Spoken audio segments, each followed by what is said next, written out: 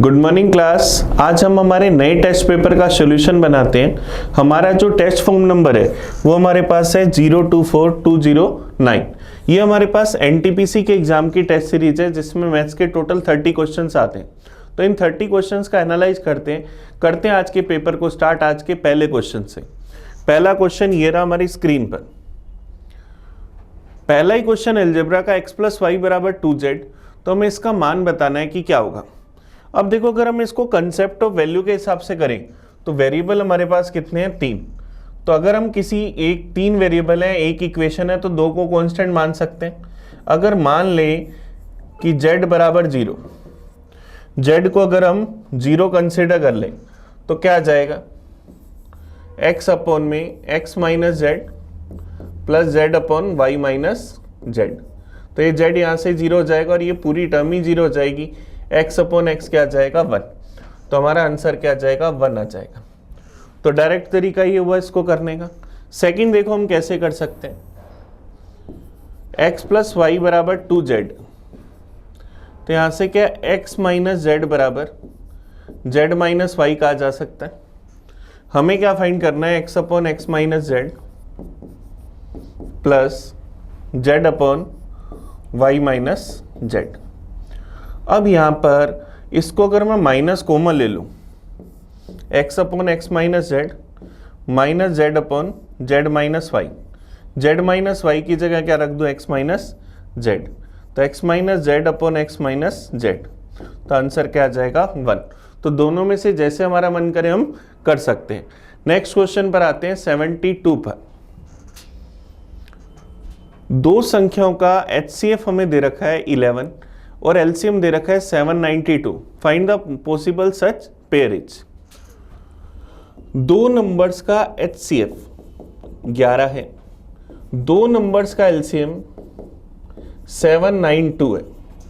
Numbers का ratio अगर अपन माने A रेशियो B, तो नंबर्स क्या होंगे? 11A और 11B। तो क्या होगा? 11A × 11B बराबर दोनों नंबर्स का LCM × HCF। 11 से 11 गया, 11 का फिर भाग दे दें तो A × B क्या आएगा? 72। अब 72 कैसे कैसे बना सकते हैं? 1 और 72 से, 2 और 36 से, 3 और 24 से, 4 और 18 से, फिर 6 और 12 से, 8 और 9 से। ये बीच वाले जितने भी कॉम्बिनेशन हम ये नहीं ले सकते क्योंकि ये को प्राइम नंबर नहीं है। ये रेशो होते हैं नंबर्स के, तो ये को प्राइम नंबर होने चाहिए। तो 1 और 72 लिया जा सकता है और 8 और 9। तो हमारा आंसर क्या जाएगा? ऐसे कितने युग्म बनेंगे? 2। ये हमारा आंसर आ गया। नेक्स्ट देखते हैं क्वेश्चन नंबर 73। चावल के मूल्य में 20% कमी होने पर एक व्यक्ति में 3.5 किलोग्राम चावल अधिक खरीद सकता है। चावल का वास्तविक मूल्य बताना है कि क्या होगा। चावल का रेट 20% कम हुआ, इसका मतलब 1/5 कम हो गया। तो चावल का रेट अगर ओरिजिनलिटी में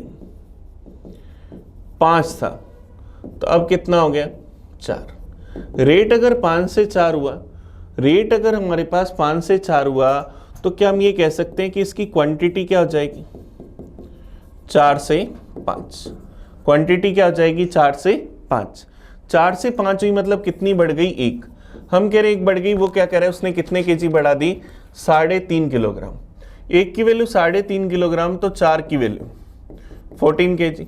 हमने इसकी क्वांटिटी 14 केजी इनिशियली ले रहे थे, तो कितने रुपए में ले रहे थे? 385 रुपये में। एक्सपेंडिचर कितना था? 385 रुपये। तो ओरिजिनल रेट चाहिए कि क्या होगा? तो 385 रुपये में 14 किलो चावल, तो 1 केजी कितने के? 385/40। 7 से काट दें, 7 5 35, फिर चला जाएगा 5 बार, ये गया 2 बार, 55/2 27.5।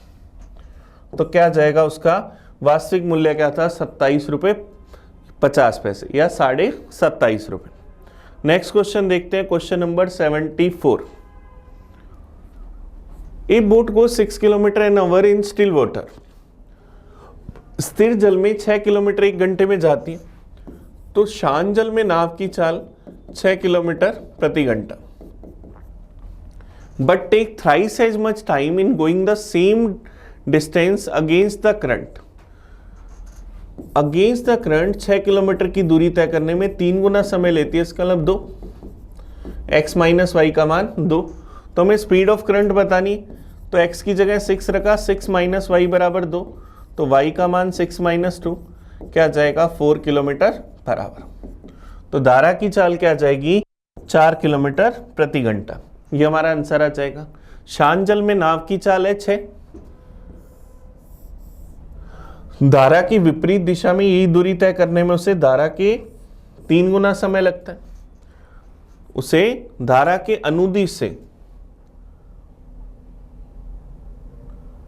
बट टेक थ्राइस टाइम, यहां पर अनुदिश गलत लिखा हुआ है, कह रहा है एक नाव धारा के विपरीत दिशा में एक निश्चित दूरी तय करने में 3 गुना समय लेती है। तो हमें धारा की चाल बतानी कि क्या होगी, धारा चल रहे थे शांजल में उसी से 3 गुना समय लेती है। नेक्स्ट क्वेश्चन देखते हैं 75। A and B undertook to do a piece of work in 4,500 rupees. A alone can do it in 8 days, B alone can do it in 12 days. But with the help of C, they finish the work in 4 days. Then the share of money in C. A काम कर सकता है 8 दिन में, B अकेला काम कर सकता है 12 दिन में, और C की सहायता से इन्होंने ये काम कर लिया 4 दिन। तो सबसे पहला काम यहां से टोटल वर्क निकाला 24, ए की एफिशिएंसी 3, बी की एफिशिएंसी 2 और तीनों की टोटल एफिशिएंसी 6। इसका मतलब सी की एफिशिएंसी क्या जाएगी 1। अब हमें पता है इन्होंने मिलकर काम करा है 4 दिन में, सबका टाइम सेम है, तो मजदूरी को डायरेक्ट किस रेशो में बांटेंगे, एफिशिएंसी के रेशो में। ए बी सी तीनों की एफिशिएंसी का रेशो 3:1, टोटल कितना हुआ 6। 6 की वैल्यू किसके बराबर, 4500 रुपए के बराबर, तो 1 की वैल्यू 4500 बटा 6 750 रुपए, 1 की वैल्यू 750 रुपए, तो सी को कितने रुपए देंगे 750 रुपए। जब टाइम सेम होता है सबके काम करने का, तो मजदूरी को डायरेक्ट एफिशिएंसी के रेशो में बांटते हैं। सी की एफिशिएंसी 1 थी, तो इसी रेशो में इसको कितने रुपए मिल गए 750 रुपए। ये हमारा आंसर आ जाएगा ऑप्शन सी। चलिए अगले क्वेश्चन की ओर बढ़ते हैं 76 की ओर। In an election between two candidate 75% of the vote cast their vote, out of which 2% vote were declared invalid. A candidate get 9261 vote, which were 75% of valid vote. The total number of the voters enrolled in the election was. चलिए कह रहे एक चुनाव में 75% लोगों ने अपने मतदान का यूज करा। मान लिया कि टोटल वोट थे x, टोटल वोट थे x। यूज वोट की अगर बात करें तो इसके सिर्फ 75% ने अपने मतदान का यूज कर, x के 75%, इसमें से 2% वोट क्या हुआ इनवैलिड हो गए। इसके 2% इनवैलिड हुए, तो वैलिड वोट्स की अगर बात करें तो क्या हो जाएगा x के 75% के 98% वोट जो होंगे वो क्या होंगे वैलिड। ये वैलिड वोट आ गए। एक उम्मीदवार को वैलिड वोट का 75% मिला, एक को इसका कितना मिला 75%, और उसकी वैल्यू कितनी दे रखी है 9261 वोट। तो हमें यहां से x का मान बताना है कि मतदाता सूची में कुल कितने वोट थे। 75% क्या 3/4, 98% 98/100, फिर 75% 3/4 बराबर क्या आया 9261। 3 3 9, 9 से गया 1029, 2 से गया 2 बार, ये गया 49 बार, 49 से गया 21 बार। तो x की वैल्यू 4 दूनी 8 इंटू 100 800, 21 गुना 800, 21 गुना 800 मतलब 16,800। तो टोटल वोट जो थे वो कितने थे 16,800। सी हमारा आंसर आ जाएगा। चलिए नेक्स्ट क्वेश्चन की ओर बढ़ते हैं 77 क्योर। ये इलेक्शन का बड़ा इजी सा क्वेश्चन था। नेक्स्ट क्वेश्चन देखते हैं 77। A lent rupees 2500 to B and a certain sum to C at the same time at 7% annually simple interest. If after 4 years it together receive 1120 as interest from B and C, the sum lent to C each. Rate है 7%, time है 4 साल, simple interest जो मिला वो मिला 1120 रुपये। हमें यहाँ से प्रिंसिपल निकालना है। प्रिंसिपल का फॉर्मूला SI इंटू 100 अपॉन में R into T. Simple interest कितना मिला 1120 गुना में 100, रेट हमारे पास 7%, टाइम कितना 4 साल, तो 7 चौक 28, 28 से चला गया 40 पर, 40 इंटू 100 4000 रुपये। इसका मतलब क्या हुआ, ए ने टोटल कितने रुपए उधार दिए थे 4000 रुपये, जिसमें से बी को कितने दिए थे 2500। टोटल 4000 रुपये थे जिसमें से बी को 2500 मिले, तो 4000 में से 2500 घटा दिए तो सी को कितने मिले 1500 रुपये। तो सी को उधार दी गई अमाउंट कितनी है 1500 रुपये। ये हमारा आंसर आ गया। चलिए नेक्स्ट क्वेश्चन की ओर बढ़े 78 की ओर। A candidate scored 30% marks in examination and failed by 6 marks.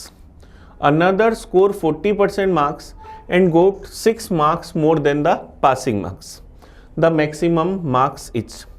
Correct परीक्षा में ए ने 30% अंक प्राप्त करे और 6 अंकों से फेल हो गया।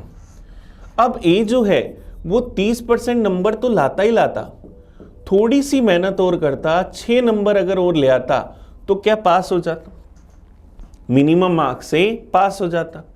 अब दूसरा स्टूडेंट बी है, उसने 40% नंबर प्राप्त करे, उसने 40% नंबर प्राप्त करे जो पासिंग मार्क्स से 6 ज्यादा थे, तो दूसरा अगर थोड़ा कम पढ़ता, 6 नंबर कम भी लाता, तब भी क्या पास हो जाता।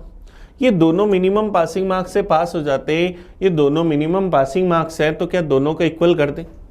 अब 30% को इधर ले आओ, 40% में से 30% गया 10%, 6 इधर आ गया, 6 + 6 12 नंबर, तो 10% की वैल्यू 12 नंबर। तो यहाँ से अगर मैं मैक्सिमम मार्क्स निकालना चाहूँ तो वो कितने होंगे 100%। तो 12 नंबर की वैल्यू 10%, वैल्यू चाहिए 100% की, परसेंटेज से परसेंटेज गया 0 से 0, तो 120 मार्क्स जो हैं वो क्या जाएंगे मैक्सिमम मार्क्स। 120 नंबर जो हैं वो क्या जाएंगे मैक्सिमम मार्क्स। ये हमारा आंसर आ जाएगा। चलिए नेक्स्ट क्वेश्चन देखते हैं 79 number. The ratio of income of P and Q is 3:4 and the ratio of their expenditure is 2:3. If both of them save 6,000 rupees, then income of P is. दो लोग हैं P और Q, इनकी income का ratio है 3:4। इनमें से प्रत्येक की बचत है 6,000 रुपये, प्रत्येक की बचत है 6,000 रुपये, और इनके खर्चों का अनुपात हमें दे रखा है 2:3। तो हमें P की इनकम बतानी है कि क्या होगी। अब P ने 3 कमाए, 2 खर्च कर दिए, बचाएगा कितने 1। Q ने 4 कमाए, 3 खर्च कर दिए, बचाएगा कितने 1। दोनों की बचत सेम आ रही है 1 की वैल्यू कितनी 6,000 रुपये, तो 3 की वैल्यू 18,000 रुपये। तो P की इनकम आपके पास क्या जाएगी 18,000 रुपये। ये आपका आंसर आ गया। चलिए नेक्स्ट क्वेश्चन की ओर बढ़ते हैं। Question number 80।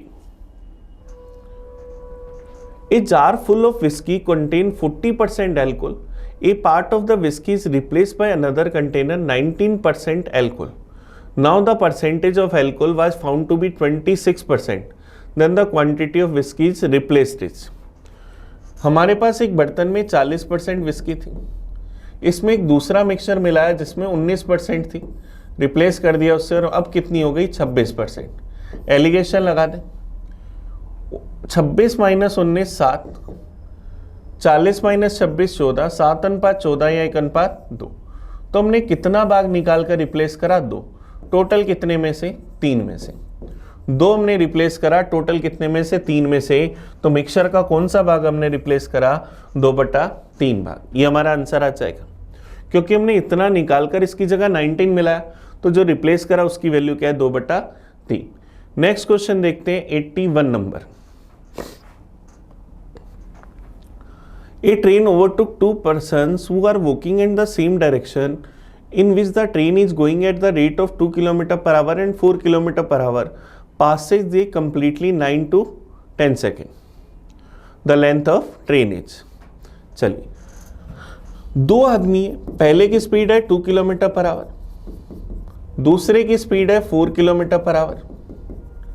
ट्रेन इनको क्रॉस करने में टाइम लेती है, पहले को क्रॉस करने में 9 सेकेंड, दूसरे को क्रॉस करने में 10 सेकेंड। ट्रेन की लेंथ नहीं पता, मान लिया ट्रेन की लेंथ L मीटर, ट्रेन की स्पीड भी नहीं पता, मान लिया x किलोमीटर पर आवर। ये क्या कर रहे थे, सेम डायरेक्शन में जा रहे थे। टाइम बराबर होता है relative distance upon relative speed. तो पहले वाले व्यक्ति को क्रॉस करने का time 9 second, relative distance train की लेंथ x, ट्रेन की लेंथ L मान रखिए तो L, relative speed x-2, metre पर सेकंड में बदलने के लिए 5/18। फिर दूसरे को 10 सेकंड में क्रॉस करती है, L अपॉन x-4 5/18। दोनों से अगर अपन L का मान निकालें तो 9 इंटू x-2 इंटू 5/18 बराबर 10 इंटू x-4 इंटू 5/18। 5/18 से 5/18 गया, 9x-18 बराबर 10x-40, तो x बराबर क्या आया 22। इसका मतलब ट्रेन की स्पीड तो क्या गई 22 किलोमीटर पर आवर। अब x की वैल्यू हम किसी भी एक इक्वेशन में रख दें, x की वैल्यू हम किसी भी एक इक्वेशन में रख दें,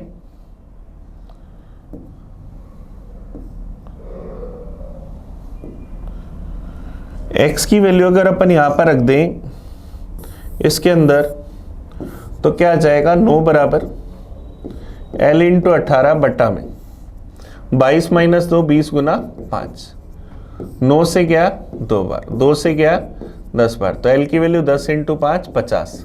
तो ट्रेन की लेंथ क्या आ जाएगी 50 मीटर। ये हमारा आंसर आ जाएगा ऑप्शन बी। ऑप्शन बी इसका सही आंसर आ जाएगा। अब देखो हमने यहाँ इतनी मेहनत करी, आपको इतनी जरूरत नहीं है। दो स्पीड है, 9 सेकंड है, तो 9 इंटू 9 18, 4 है 10 है 40, दोनों का डिफरेंस 22, तो ट्रेन की speed 22 kilometre per our. Direct हमारे पास स्पीड आ गई। अब स्पीड आने के बाद किसी भी एक में रख लो और अपना आंसर निकाल लो। चलिए नेक्स्ट क्वेश्चन देखते हैं 82 नंबर।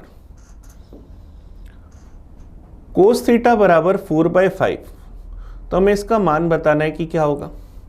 चलिए कोशिश करते हैं।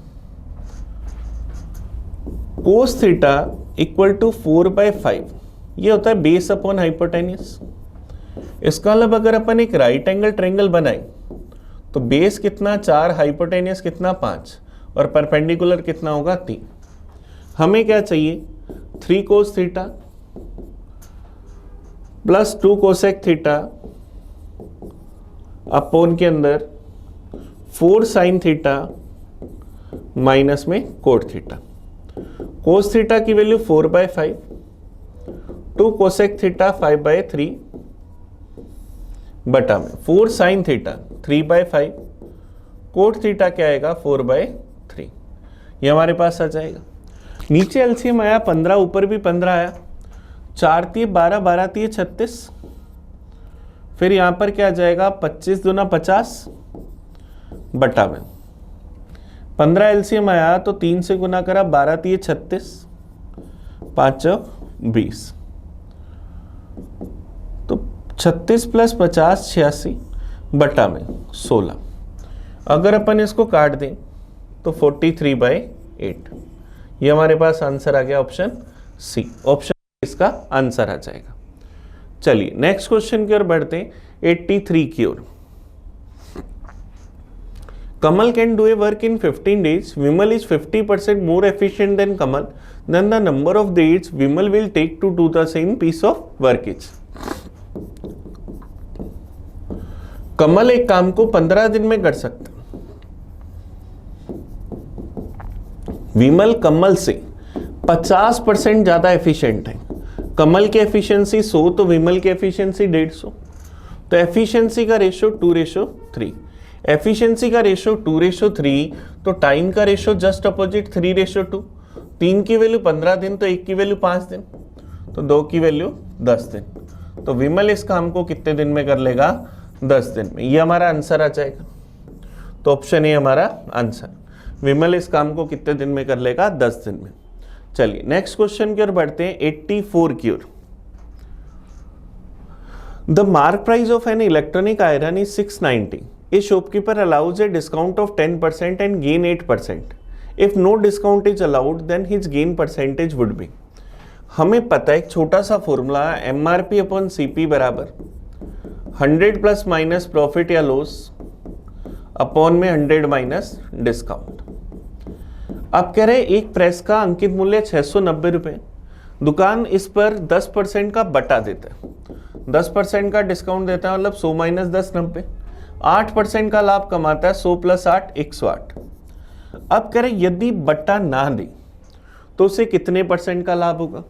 अब देखो 9 से काट दें तो ये 10 और ये 12, 10 वाली चीज सीधी 12 में बेचेगा तो कितना प्रॉफिट? 2 का, कितने पर? 10 पर। परसेंटेज में चाहिए, इंटू करा 100% से, तो उसे कितना प्रॉफिट हो जाएगा? 20% का। ये हमारा आंसर आ जाएगा। हमें 690 रुपए का कुछ भी करने की जरूरत नहीं है, क्योंकि हमें डायरेक्ट परसेंटेज में वैल्यू चाहिए, तो हमने उसी से सोल्व कर ली। नेक्स्ट क्वेश्चन देखते हैं, 85 नंबर। एक सिपाही किसी चोर का पीछा करते हुए चोर से 114 मीटर पीछे, सिपाही 21 मीटर पर मिनट की दर से भागता है, चोर 15 मीटर पर मिनट की दर से भागता है। कितनी देर के बाद सिपाही को चोर को पकड़ लेगा? पकड़ने का टाइम क्या होगा? Relative distance upon relative speed. Relative distance है 114 मीटर, रिलेटिव स्पीड दोनों सेम डायरेक्शन में जा रहे हैं, दोनों की स्पीड का डिफरेंस 6, तो 114 बटा 6 क्या आ जाएगा? 19 मिनट। तो 19 मिनट भागने के बाद वो चोर पकड़ जाएगा, चोर को पकड़ लेंगे। ये हमारा आंसर आ जाएगा। चलिए नेक्स्ट क्वेश्चन, 30 में से क्वेश्चन का एनालाइज कर लिया। नेक्स्ट क्वेश्चन पर चल रहे हैं, 86 पर।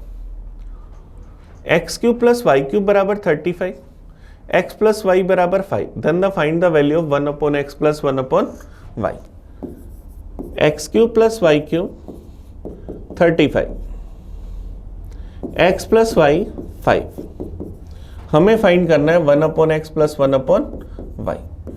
1 upon x plus 1 upon y find करना है, तो इसका एलसीएम xy, ऊपर क्या आएगा? y plus x। x plus y तो 5 है, लेकिन xy का मान चाहिए, तो हम क्या लिखें? x³ प्लस y³ का मान क्या होता है? x प्लस y का होल क्यूब माइनस में 3xy x plus y। x³ plus y³ 35, 5 का क्यूब 125 माइनस में 3xy गुना 5, तो ये क्या आ जाएगा? 15xy बराबर 90, तो xy बराबर 90 बटा 15 6, तो क्या आ जाएगा? 5 बटा 6। ये हमारा आंसर आ जाएगा। ये क्वेश्चन हमने पूरा सोल्व करा। कोई चाहे तो x का मान 2 और y का मान 3 इस इक्वेशन को क्या सेटिस्फाई कर रहे हैं? 2 प्लस 3 5, 2 का क्यूब 8, 3 का क्यूब 27, तो 35 बन रहा है। तो मुझे क्या चाहिए? 1 बटा 2 प्लस 1 बटा 3, एलसीएम आया 6, 3 प्लस 2 तो 5 बटा 6, तो हम डायरेक्ट ऐसे भी आंसर निकाल सकते हैं। चलिए नेक्स्ट क्वेश्चन देखते हैं, 87 number. What annual installment will be discharged a debit of rupees 4600 due in 4 year at 10% per annum simple interest? SI instalment हमें बतानी।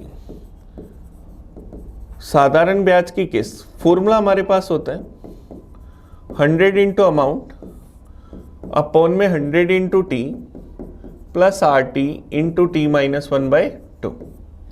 100 इंटू अमाउंट, अमाउंट है 4600, टाइम हमारे पास है 4 साल, 100 गुना 4 400, plus R into T 10 into 4 into में t minus 1/2, ये हमारे पास है। तो देखो क्या आएगा? 100 इंटू 4600 बटा में ये 3/2, 2 से क्या 20, 20 दिए 60, 400 प्लस 60, 460। तो 460 से चला जाएगा 10 पर, 10 गुना 100, 1000। तो हमारे पास इंस्टॉलमेंट कितने रुपए की आ जाएगी? 1000 रुपए की। ये हमारा आंसर आ गया ऑप्शन बी। ईच इंस्टॉलमेंट हमारे पास कितनी होनी चाहिए? 1000 रुपए की। चलिए नेक्स्ट क्वेश्चन देखते हैं, 88 नंबर। If the radius of circle is increase to 3 times, then how many times will the circumference be increase? 3 गुना। रेडियस को 3 गुना करेंगे, बढ़ाएंगे, तो हमारे पास सर्कमफ्रेंस भी कितने गुना हो जाएगी? 3 गुना हो जाएगी। सीधा सीधा सा काम है, क्योंकि सर्कमफ्रेंस क्या होती है? 2πr। अब r को 3 गुना करा तो सर्कमफ्रेंस भी 3 गुना। सीधा सीधा आंसर आ गया बिना कुछ करे। नेक्स्ट देखते हैं 89 नंबर। If the area of the 3 adjacent faces of cuboid box are 120 centimetre square, 72 and 60, then the volume of the box is.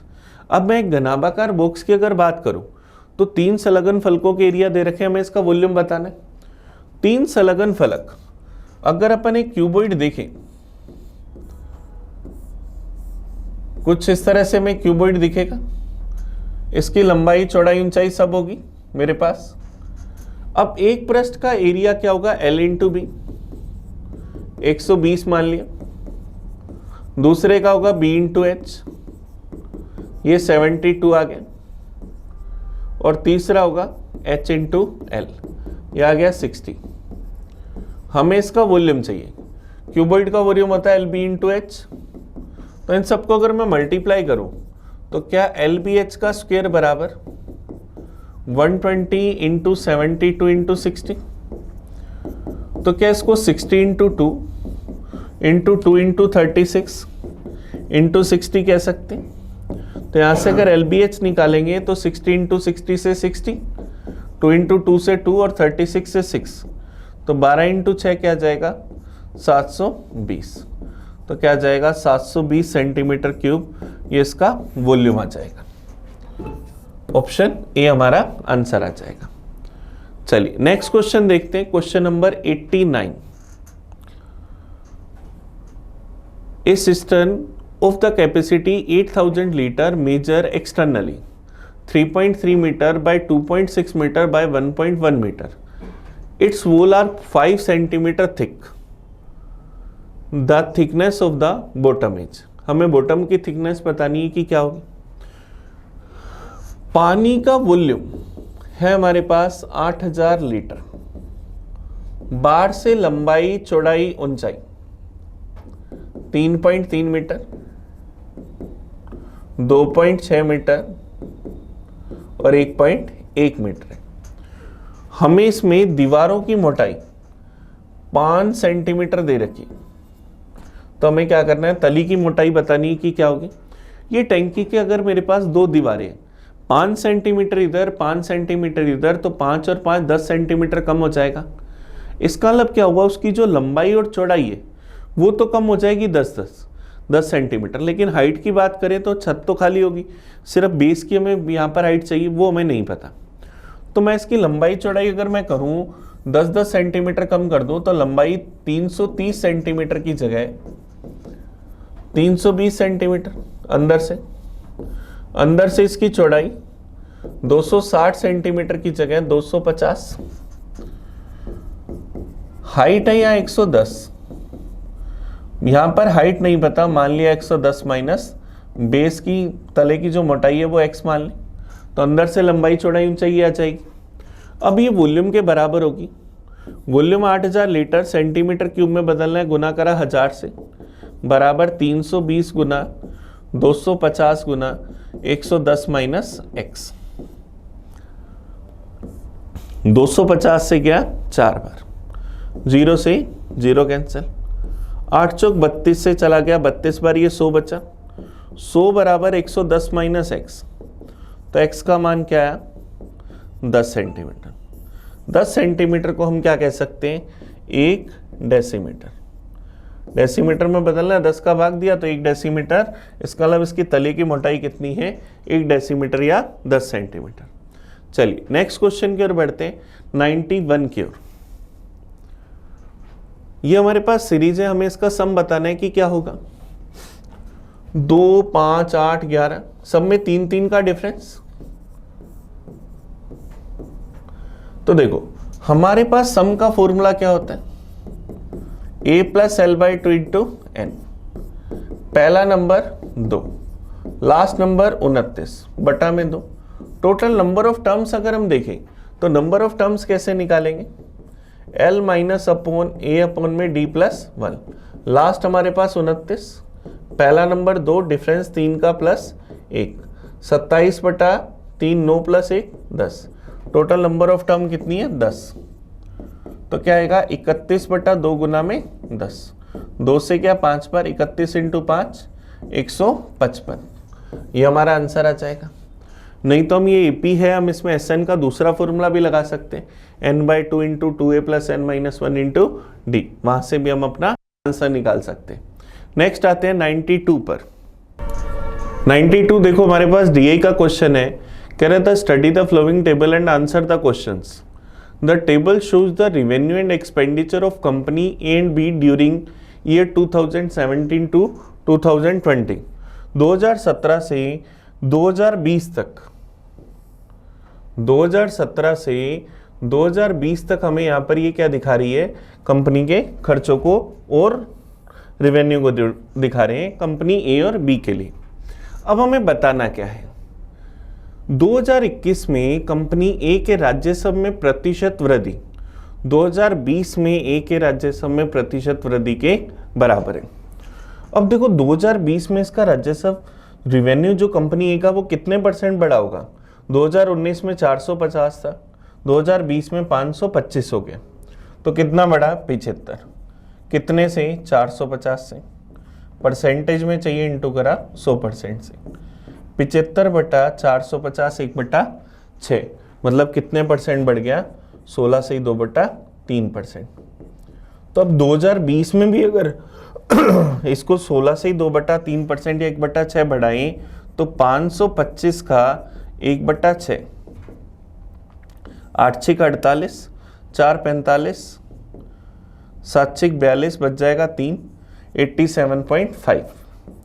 तो 525 प्लस 87.5 कितना हो जाएगा, 612.5। ये हमारे पास 2021 के अंदर कंपनी ए का रेवेन्यू है।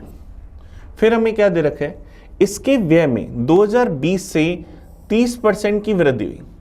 2020 में इसका खर्चा कितना था, 350। 350 को हमने 30% बढ़ा दिया, मतलब 105 बढ़ा दिया, तो कितना कर दिया 455। अब हमें क्या बताना है, तो कंपनी ए के द्वारा 2021 में अर्जित लाभ कंपनी बी के द्वारा 2020 में अर्जित लाभ से x करोड़ रुपए अधिक है, तो x का मान किसके बीच में। अब 2021 में कंपनी ए का लाभ क्या होगा, 612.5 में से 455 घटा दी, 12 में से 5 गए 7, 10 में से 5 गए 5, ये क्या है 157.5। 2020 के अंदर कंपनी बी का खर्चा है 450, रेवेन्यू है 540, तो कितना है 90।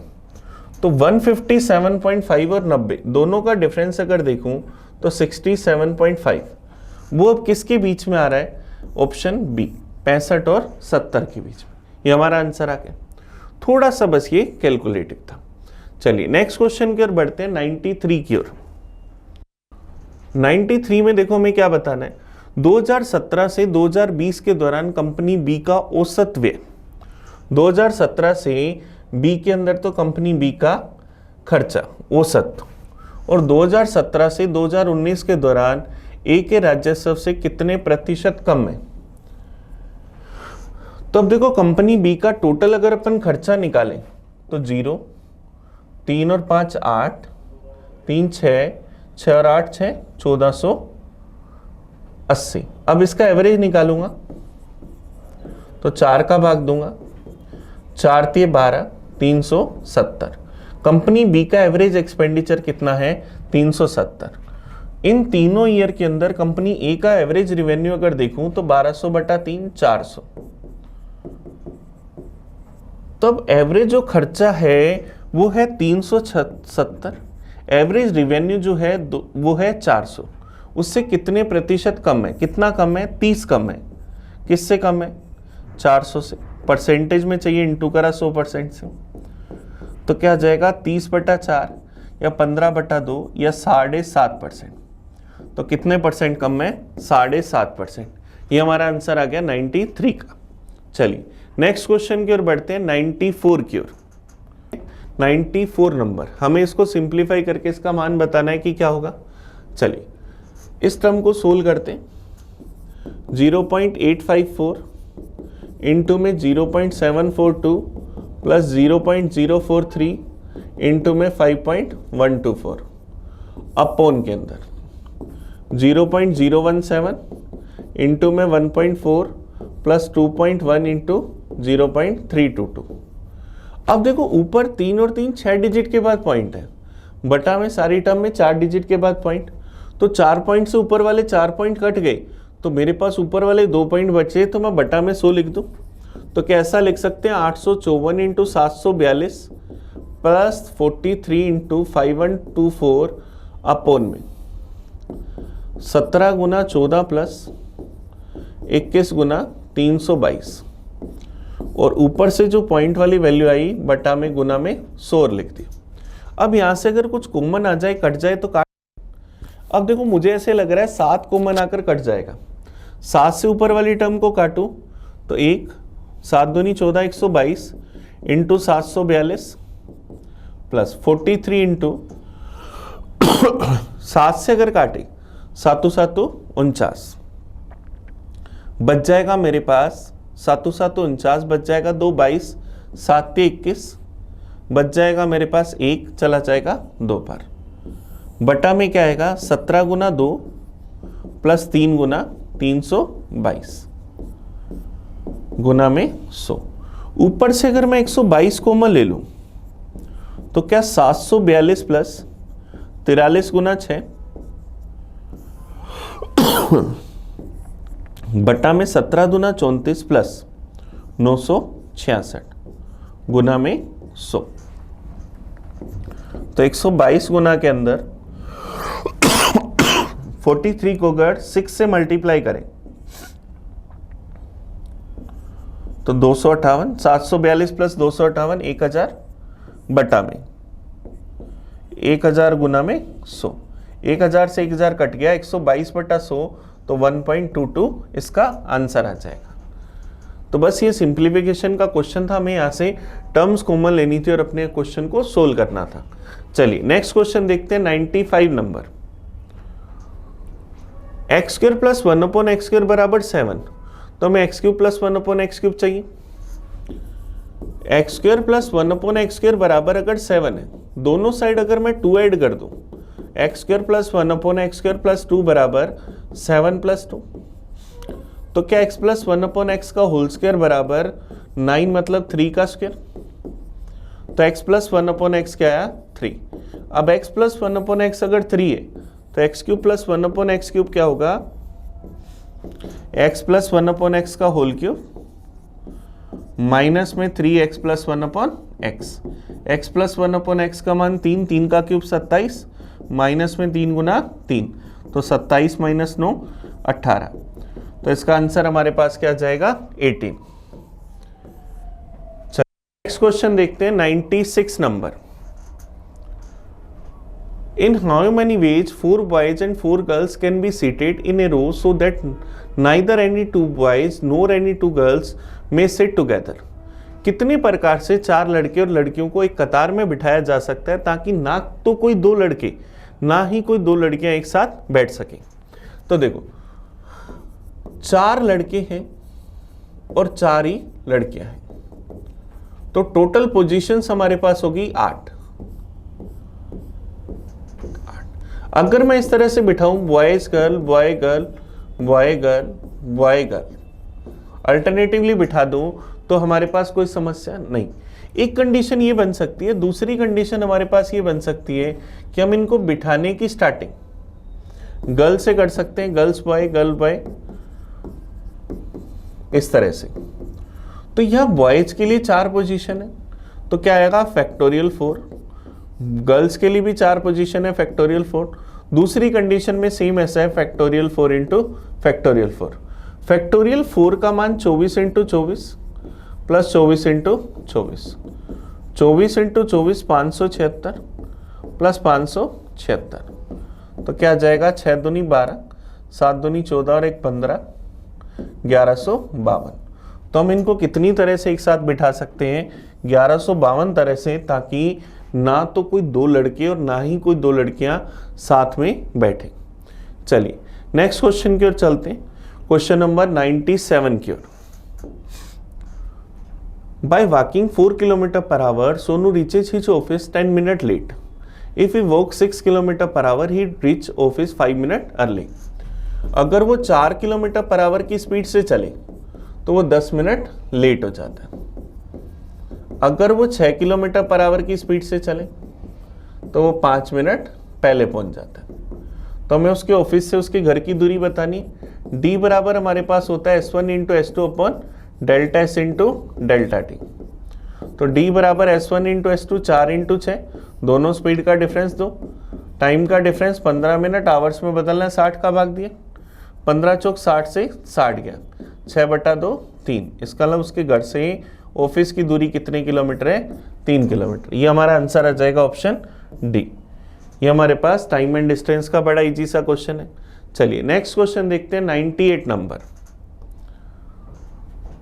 Bye selling an article for 56 rupees a person earn percentage profit equal to its cost price, then the cost price was. एक वस्तु को 56 रुपए में बेचकर वस्तु पर जो लाभ है, वो प्रतिशत जो लाभ है वो क्रय मूल्य के बराबर है। तो वस्तु का क्रय मूल्य बताना है। अब 56 रुपए में बेचा, जितना कॉस्ट प्राइस था उतने ही परसेंट का प्रॉफिट हुआ। तो अब इस तरह के क्वेश्चन को करते हैं ऑप्शन से। 28 अगर लूं तो 28% प्रॉफिट पॉइंट में आएगा तो हो ही नहीं सकता। 36 भी नहीं होगा, 56 भी नहीं होगा। अगर 40 रुपए लें तो 40 रुपए का 40% 16 रुपए, 40 प्लस 16 56 रुपए। तो हमारा आंसर क्या जाएगा, 40 रुपए। इस तरह के क्वेश्चन को हमेशा ऑप्शन से करते हैं। प्रॉफिट होता है तो एक ही आंसर होता है, लॉस होता है तो हमेशा 2 आंसर पॉसिबल होते हैं। नेक्स्ट देखते हैं 99 नंबर। सेक थीटा बराबर 5/4। तो हमें इसका मान बताना है कि क्या होगा। सेक थीटा बराबर 5/4 मतलब हाइपोटेनियस अपॉन बेस। तो अगर एक राइट एंगल ट्रायंगल बनाए तो बेस 4, हाइपोटेनियस 5, तो परपेंडिकुलर 3। हमें क्या चाहिए, tan थीटा अपॉन में 1 प्लस tan स्क्वायर थीटा। तो tan थीटा का मान 3/4 बटा में 1 प्लस 3/4 का स्क्वायर 9/16। तो ऊपर तो क्या है 3/4 बटा में एलसीएम ले लिया 16, 16 प्लस 9 25। तो क्या आएगा 3, 4 नीचे चला जाएगा और 16 ऊपर आ जाएगा। 4 से गया 4 बार, 4 3 12/25। ये हमारा आंसर आ जाएगा ऑप्शन बी।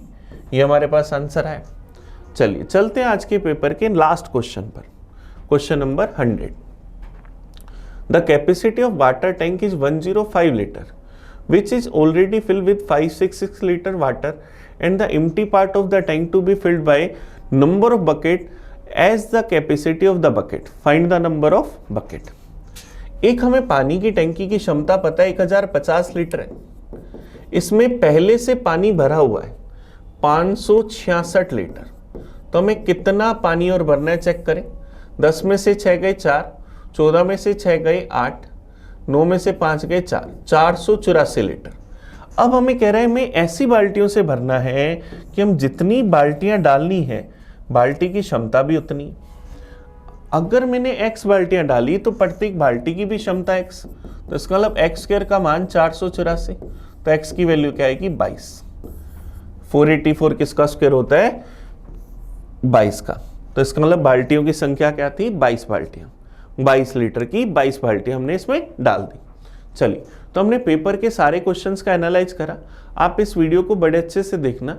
आपको कहीं भी कोई डाउट हो, कोई कन्फ्यूजन हो तो मुझे कमेंट करके बताना। हम मिलेंगे नए पेपर में नए सॉल्यूशन के साथ। तब तक थैंक यू। मैं आपका अपना प्रिंस।